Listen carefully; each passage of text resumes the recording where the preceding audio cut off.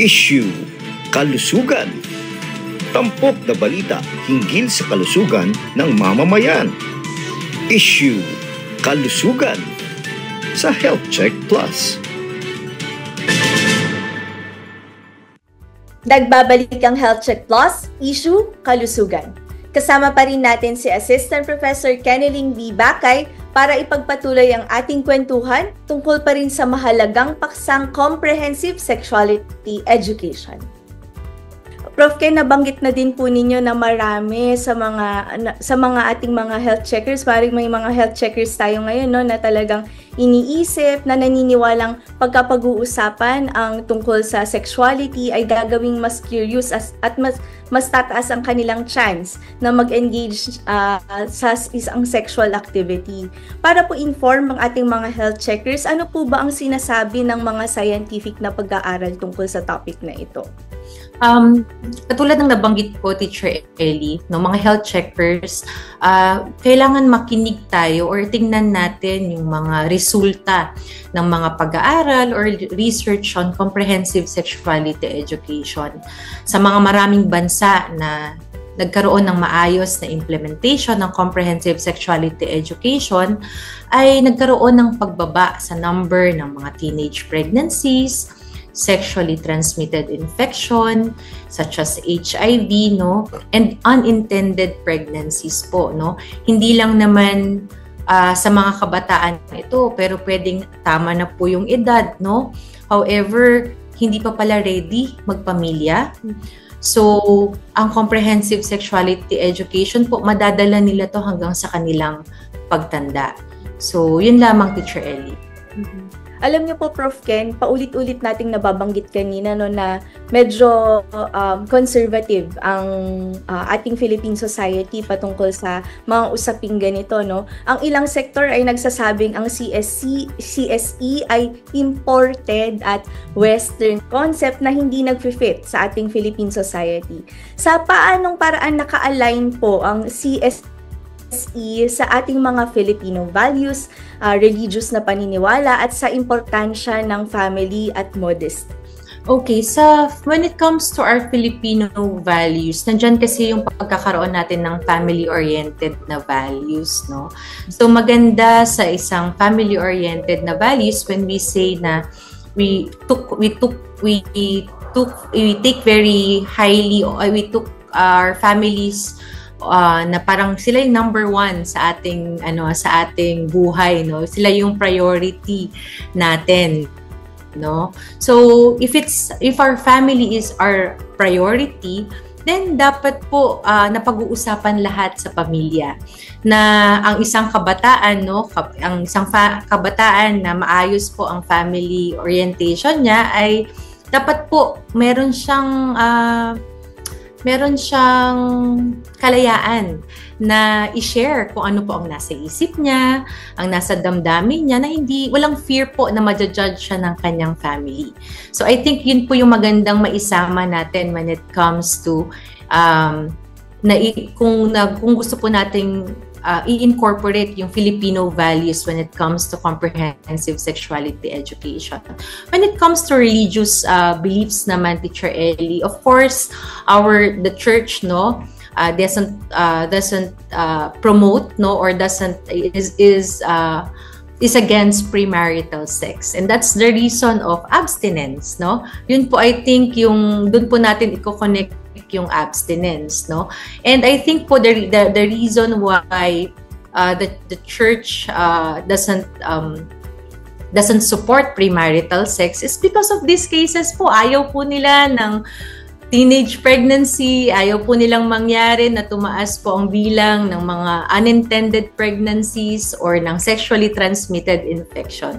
And I think with those perspective po, with those cultural values po natin, pwede natin silang i-integrate sa ating comprehensive sexuality education. Unfortunately, Teacher Ellie, when you look at the curriculum ng DepEd kasi on comprehensive sexuality education, it's pretty much general. Wala naman din tayong wala naman din tayong reference niyan, no? Kundi usually yung mga naunang bansa na nag-implement, no? Siguro kaya ang tingin ng iba ay very international yung standards. Actually, no, in medicine, di ba, alam mo yan, Teacher Ellie, na we actually adopt from international standards. Tapos ini-incorporate natin yung what would work here in the Philippines. Thus, the curriculum is pretty much general. However, may napag-usapan tayo, Teacher Ellie, before na kaya hindi maayos yung pagtuturo ng comprehensive sexuality education among DepEd schools is that hindi din naman, I don't think that the teachers were trained enough to how to teach it, yung ganon. And I just came across an interview, no, nung napag-uusapan nga yung adolescent prevention bill, adolescent pregnancy prevention bill, na isa sa mga mambabatas, no, commented that a parent, no, ay nagsabi na tinuruan daw na mag-insert, no, ng condom on a remote control, no. Tinuruan daw silang mag-insert ng condom using remote control, no.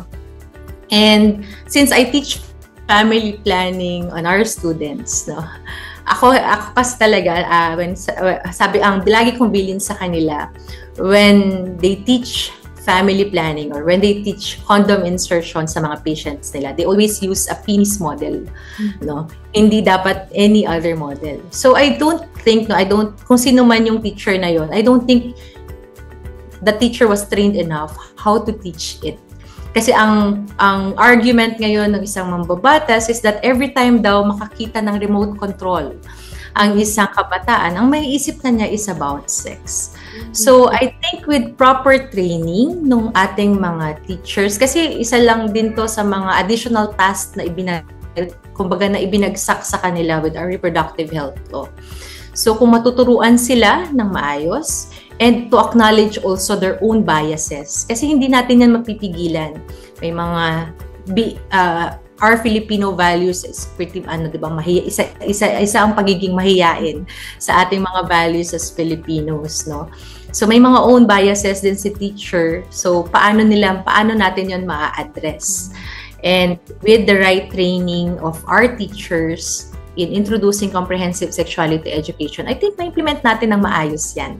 Filipino values, with the incorporation as well of our Filipino values. Napakaganda ng mga reminders nyo, Prof. Ken, no, na talagang pwede at may chance na pwedeng ito ay ma-implement ng tama, no, kasama ang ating mga teachers, no. Prof. Ken, sa inyong opinion po, ano po yung mga parte ng proper training ng ating teachers na pwede pang idagdag kung sakali na ito ay ipupush ng ating mga mambabatas? I cannot comment much on how kung ano yung extent ba nung yung need nila for training. Pero siguro maganda na tanungin din yung mga teachers kung anong kailangan nila. Training needs assessment ba, Teacher Ellie? Anong support ang kailangan nila when it comes to teaching comprehensive sexuality education? Kasi tayo, very willing naman tayo na turuan sila kasi nasa health professions tayo. However, we would like to also to hear from our teachers kung anong klaseng help yung kailangan nila when it comes to teaching it. If we are coming from a non-health perspective, mahirap yun eh. Mahirap ituro ang reproductive and sexual health, no? Kasi ako, narinig ko na lang yan nung nag-nursing ako. Pero if I don't think maririnig ko siya kung wala ako sa isang medical field. So, ayun, Teacher Ellie, kailangan tanungin natin yung mga teachers natin kung ano ang kailangan nila. Napakaganda ng inyong suggestion, Prof. Ken, na talagang kailangan pakinggan din ang mga teachers natin, ang mga health checkers, kung ano ba yung mga kailangan nila para ma-implement ito ng maayos. So, para pagpatuloy ang ating usapan, Prof. Ken, alam niyo po, maraming mga health checkers na magulang ngayon, no, na hindi komportableng pag-usapan ang mga topics na ito. Ano po ang ma-advise nyo para sila ay mas maging involved, no, sa sexuality education, pati na din po sa mga nakikinig na teachers ngayon without feeling na ina-expose nila ang mga kabataan sa mga inappropriate na topics? mga health checkers, naniniwala ako na ligtas ang may alam. So, kung marami po kayong mga nababasa tungkol sa adolescent prevention, adolescent pregnancy prevention or comprehensive sexuality education, maganda po na ang mga binabasa natin ay mga evidence-based or galing din po talaga sa pag-aaral. Mahirap po kasi yung napanood lang, narinig natin, Kasi kapag maayos po ang ating kaalaman tungkol sa mga bagay na yan, I think mas maayos din po natin yan ma-discuss or mapag-uusapan po sa ating mga anak, sa mga teachers naman po, pag kayo po yung nag-i-implement ng ating comprehensive sexuality education, kapag sa evidence-based information din po ang inyong mga sources, I think po mas confident po tayo na ma-share yung mga information na yon. I think with what's happening right now sa ating bansa, ang pagtaas ng adolescent pregnancy, I think nakikita na po natin ngayon na hindi po effective yung pananahimik lang or hindi po nagiging effective yung pagiging konserbatibo po natin pagdating sa topic na yan. Hindi po nagiging effective na hindi natin siya pag-usapan para hindi ma-excite yung mga kabataan. Unfortunately po, with our numbers ngayon, hindi na po yun ang sinasabi ng ating statistics. So kailangan po nating mamulat po sa ganung katotohanan. Kaya nga po nagkakaroon ng ganitong may mga ganito pong bill like adolescent pregnancy prevention bill, kasi nga po yun po yung na hindi po na-address ng reproductive health law natin. So, I think po with our lawmakers po has good intention po when it comes to creating po such bill, kasi po talagang problema po ang adolescent pregnancy sa Pilipinas.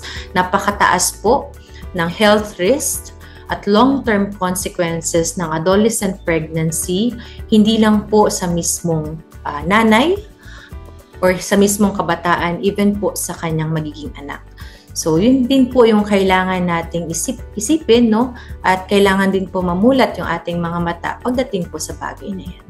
Alam niyo po, Prof. Ken, buti ay nabanggit ninyo yung mga health risks na nakaakibat nitong adolescent pregnancy na ito. Maaari niyo po bang i-explain sa ating mga health checkers ano-ano po yung mga typical na effects ng pagkakaroon ng teenage pregnancy? Sa nanay, Teacher Ellie, since ang mga kabataan natin hindi pa fully developed yung kanilang mga organs, pwede silang magkaroon ng preterm birth, since maliit pa yung kanilang structure.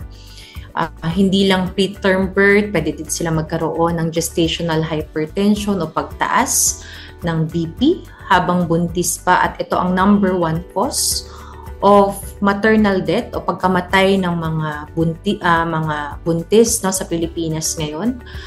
At bukod sa preterm birth, hypertension sa pregnancy, marami pang health risks like bleeding, hemorrhage during pregnancy.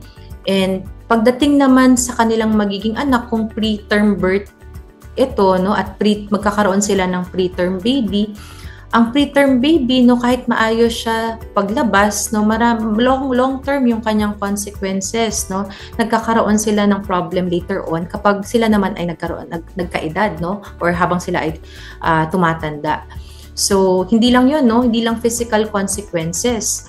Since itong mga kabataan na to hindi sila nakakapagtapos ng pag-aaral, ay hindi sila nagkakaroon ng mas magandang chances na magkaroon ng mas maayos na trabaho, At kapag hindi maayos ang trabaho or source of income ng isang pamilya, nako-compromise din ang nutrition. Kaya kumbaga may ripple effect, ang adolescent pregnancy hindi lang sa mismong nabuntis, maging sa kanyang anak at maging sa future nila later on. napakadami po palang mga effects no ng teenage pregnancy, Prof. Ken. Hindi lang ito sa nanay o dun sa kabataang nagbuntis, no, kundi pati pala sa kanyang anak ay may epekto din ito. Tama yan, Teacher Ellie. Napakadami po nating napag-usapan ngayon, Prof. Ken, no? Para po sa inyong huling mensahe, ano po ang inyong ma-advise sa ating mga health checkers na nakikinig at nanonood ngayon patungkol sa kanilang kalusugang sexual, particularly ng kanilang mga anak, no? Patungkol na din sa ating mga comprehensive sexuality education. Ayun, mga health checkers, salamat po sa inyong pakikinig. Kami po ay lubos na nagpapasalamat sa opportunity po na ma-share po namin sa inyo yung mga ganitong information.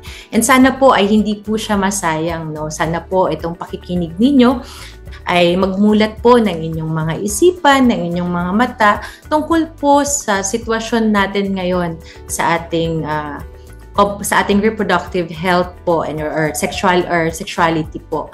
Malaki po ang problem ng bansa ngayon when it comes to teenage pregnancy, sexually transmitted infection, and mga iba't iba pa pong mga problema pagdating sa reproductive health, no?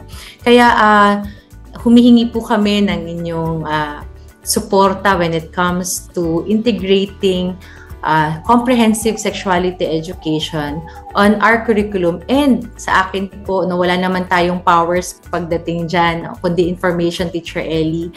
Pero we hope po our parents, our health checkers po na may mga anak, no, sana po sa inyo po mismo magsimula ang comprehensive sexuality education. Kayo po ang talagang tinitingnang eksperto ng ating mga anak, no, kaya huwag niyo pong hahayaan na makakuha sila ng mga maling impormasyon sa labas. Dapat po manggaling ito sa inyo. At kapag hindi niyo po alam, marami naman po tayong pwedeng mapagtanungan na mabibigyan po kayo ng tamang impormasyon, no? At evidence-based po na mga impormasyon.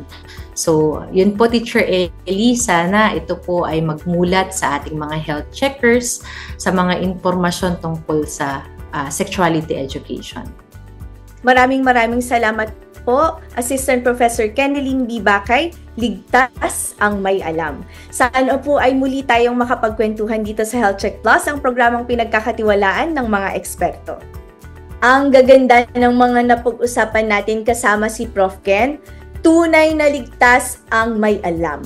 Evidence-based, tama, wasto, updated, at akma sa edad na impormasyon ay napaka-importante kapag pinag-uusapan ang mga paksang pangkalusugan kasama na ang comprehensive sexuality education. Liban sa mga magulang at mga teachers na nire-regard bilang experts, mahalagang i-check din ang mga impormasyong alam ng ating mga kabataan dahil madalas sila ay nagtatanong at nakukuha ng impormasyon tungkol sa mga bagay na ito sa isa't isa. Isa sa mga maaaring strategy na pwedeng i-consider ay ang pagkakaroon ng training para sa mga kabataang magiging champion sa paksang sexuality para magkaroon sila ng peer-to-peer counseling. At natapos ulit tayo sa isa na namang kwentuhan kasama pa rin sa ating Love Month series, Buwan ng Pag-ibig at Feb-ibig. Abangan ang mga paksang talaga namang focus ang pag-ibig at pagtibok ng ating mga puso sa mga susunod na linggo. Ngayong 2025 mga health checkers, tayo ay maging mapanuri. Mahalaga ang wastong impormasyon ukol sa kalusugan natin. Laging iisipin na ang wasto at tamang impormasyong pangkalusugan ay check na check. Tandaan, ating pangalagaan ang ating kalusugan sapagkat ang kalusugan ay ating kayamanan. At huwag kalimutan batiin araw-araw ang ating minamahal. Be kind, be safe, and stay healthy. Ako po si Teacher Ellie Campos Banayat, dito sa programang pinagkakatiwalaan ng mga eksperto, ang Health Check Plus sa DZRH. Check na check! Issue Kalusugan. Tampok na balita hinggil sa kalusugan ng mamamayan. Issue Kalusugan sa Health Check Plus.